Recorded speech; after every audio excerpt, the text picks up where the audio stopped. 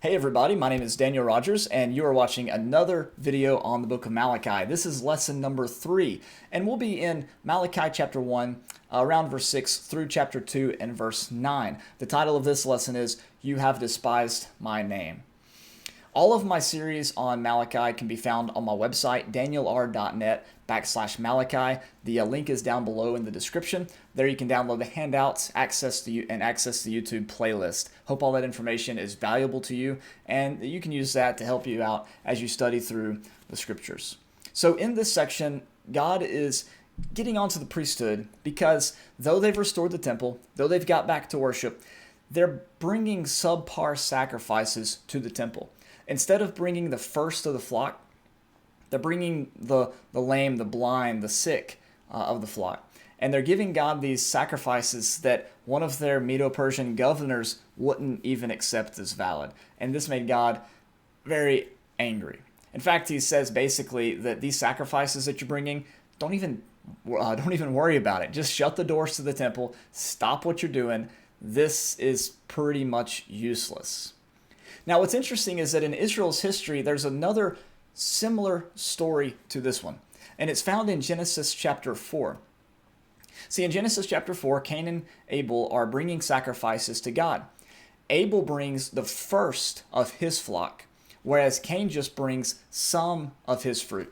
Now, fruit was a perfectly acceptable offering in the Old Testament. You look at Leviticus chapter 23, and Israel had several different feast days set up where they would bring the best of their crop, the first of their crop, to celebrate the harvest, what was called the early rains and the latter rains.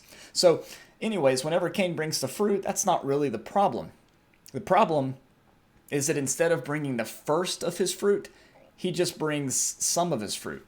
Needless to say, Abel's sacrifice is accepted, Cain's offering is rejected, and then Cain kills Abel. So what we see in that story is that whenever God tends to prefer someone's sacrifice over someone else, jealousy occurs, and that jealousy can often lead to violence. So what we have in this post-exilic situation here in the book of Malachi is not just someone messing up a sacrifice.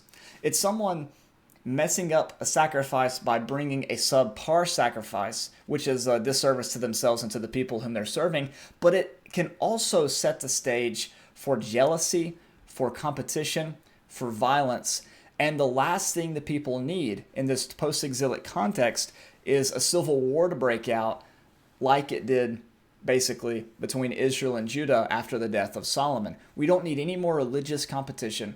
We don't need any more religious violence. We need peace.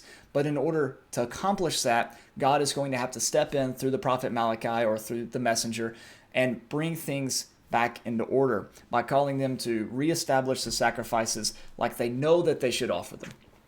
Now, in Malachi chapter 2, we have an interesting passage here. He says in verse 2, If you will not listen, if you will not lay it to heart to give glory to my name, says the Lord of hosts, then I will send the curse on you, and I will curse your blessings. Indeed, I have already cursed them because you do not lay it to heart. This whole idea of blessings and cursings really comes from the promise given to Abraham in Genesis chapter 12. I will bless those who bless you, I will curse those who curse you. But in the law, it's found in what might be called the law of blessings and cursings, around Deuteronomy 32. In fact, the chapters leading up to that list whole paragraphs of blessings versus whole paragraphs of cursing based on whether or not they were following the law. And this is not the only reference to Deuteronomy 32 in the book of Malachi. It's going to come up again in a few more places that we might touch on as we move through the series. At least I'll address it in the handouts that you'll see.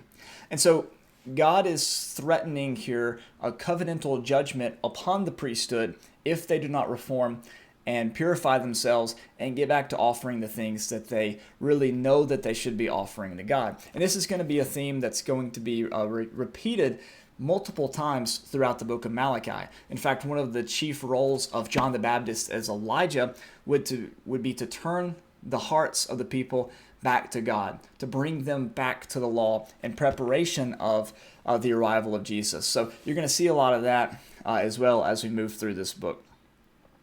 Now, in Malachi chapter 2, we have some information here about the character of a fellow named Levi, the head of their tribe, going all the way back to the time of Abraham, Isaac, and Jacob, right?